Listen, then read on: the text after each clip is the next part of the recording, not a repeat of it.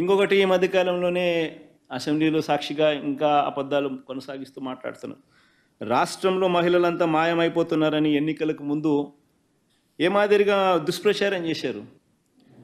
వాలంటీర్లే కారణమని, human trafficking చేస్తూ ఉన్నారని, రాష్ట్రంలో ఎక్కడికి వెళ్ళినా కూడా దీని మీద దత్తపుత్రుడు, ఇప్పుడు డెప్యూటీ చీఫ్ మినిస్టర్ రకరకాలుగా మాట్లాడేవాడు. వాళ్ళు చేసిన ఆర్గనైజ్డ్ క్రైమ్లో ఇది కూడా, ఈ దుష్ప్రచారం కూడా ఒక భాగం.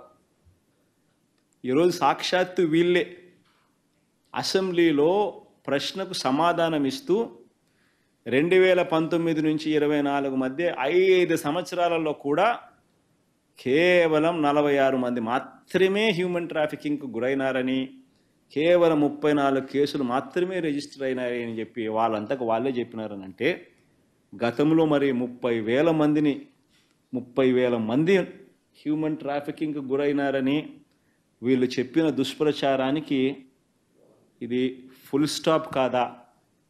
వాలంటీర్ల మీద వీళ్ళు చేసిన దుష్ప్రచారానికి ఇది ఫుల్ స్టాప్ కాదా?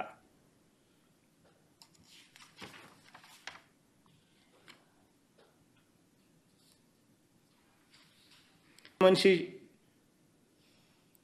చంద్రబాబు నాయుడు గారు,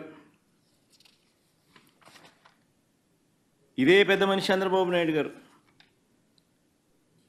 సూపర్ 6 పేరుతో ఏ రకంగా ప్రజలను మోసం చేశాడో మనమంతా చూసాం. ఏ రకంగా ఇదే పెద్ద మనిషి ఉద్యోగస్తులను కూడా మోసం చేస్తూ అడుగులు వేస్తున్నాడో కూడా చూసాం. 1వ తారీఖు వచ్చేసరికి ప్రతి ఉద్యోగస్తునికి జీతం అన్నాడు. 3 వారాలు అయిపోతా ఉంది ఇంకా జీతాలు ఇవ్వడంలా.